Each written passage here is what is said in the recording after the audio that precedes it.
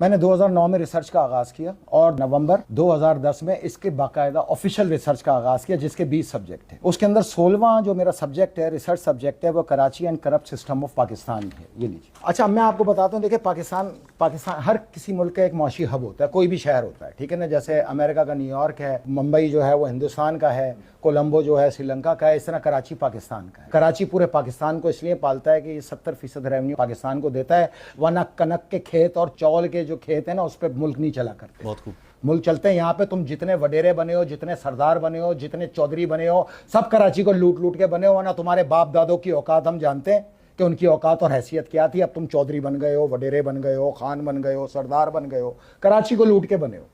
जिस तरह तुमने बेदर्दी से शहर को लूटा है, खुदा की लानत हो तुम पे। तुमने हकीकत में मक्कू ठपा किसका?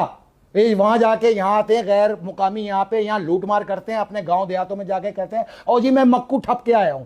दर हकीकत तुमने मक्कू हमारा नहीं ठपा, तुमने पाकिस्तान की मैशियत का ठप दिया। आज जो पाकिस्तान की तबाही का सबब है, उसकी वजह कराची है। जब तक कराची नहीं उठेगा, पाकिस्तान नहीं उठेगा। चाहे जो करना है कर लो, सोने के पहाड़ लगा लो, हीरे के लगा लो, जब तक कराची नहीं उठेगा पाकिस्तान नहीं खड़ा हो सकता। ये एक फितरत है। अच्छा मेरी बात सुने, दुनिया में सिस्टम, मेरी बात सुने, दुनिया में जितनी भी आज तक जंगें होती हैं, आपस में लड़ाइयाँ होती हैं, लेन देन पे होती हैं, ठीक है ना। अब पाकिस्तान में जो सिस्टम है वो इतनी ईमानदारी से किया जाता है कि सीएम और पार्टी सरबरा से लेकर पियोन तक आज तक हमने नहीं सुना कि किसी महकमे में लड़ाई हो।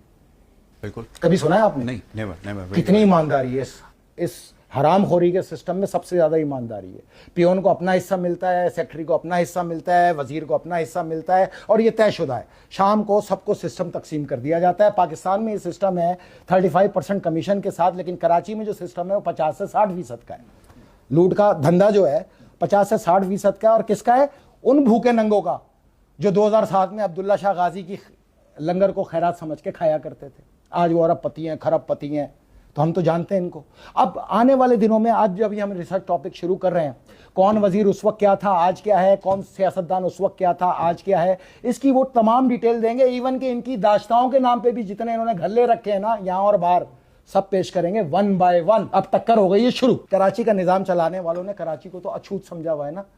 यहाँ वालों को तो कुछ नहीं है, सब गैर मुकामी आके यहाँ पे काबजीन हो गए, कब्जा कर लिया है। कराची ने रोजगार देना था, तुम्हारी बदमाशी और सियासत थोड़ी चलने देंगे इधर। कोई बोलने वाला नहीं था, इसलिए उठे ना, तो अब आ गया। अब तुम्हें लेकिन शर्त यह है कि कराची की आवाम अगर आवाज के साथ साथ देगी तो टक्कर होगी, वरना हम भी ये महसूस कर लेंगे। भाई देखो, बिजली की अभी जब भी शॉर्टेज होती है, कभी नवंबर में इनको चीखते हुए सुना है आपने? दिसंबर में चीखते हुए सुना है आपने? ये हमेशा चीखेंगे अप्रैल से लेकर और जुलाई तक, अगस्त तक। उसकी वजह है कि जब तक पड़ेगी नहीं, ये नहीं बोलते।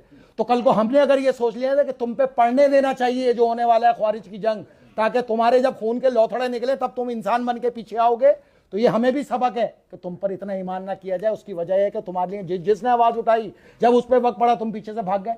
कभी तुम किसी के लिए नहीं खड़े हुए। बहरहाल सबसे बुनियादी वजह सड़क।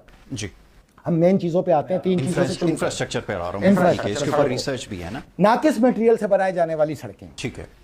ये खड्डे हैं, ये नाकिस मटेरियल से बनाए जाने वाली सड़कें हैं। अच्छा, उसकी वजह सिस्टम 100 रुपए लगने, 100 रुपए दिए जा रहे हैं जी। 60 रुपए हरामखोरों की जेब में जा रहे हैं। इसमें सारे हरामखोर, पुलिस से लेके ये सियासतदान तक, सब हरामखोर इसमें मुलविस।